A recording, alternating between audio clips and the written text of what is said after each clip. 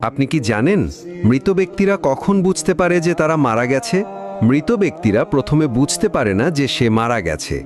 মৃত ব্যক্তির মৃত্যুর পরে আত্মীয় স্বজনের কান্নাকাটি, গোসল দেওয়া, কাফন পরানো, এমনকি কবর দেওয়ার আগ পর্যন্ত সে মনে করে মৃত্যুর স্বপ্ন দেখতেছে।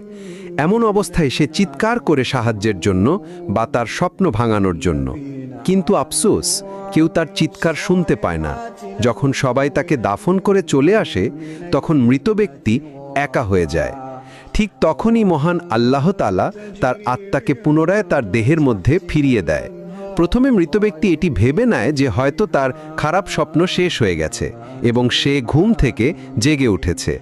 তাই সে আল্লাহর কাছে কৃতজ্ঞতা প্রকাশ করে।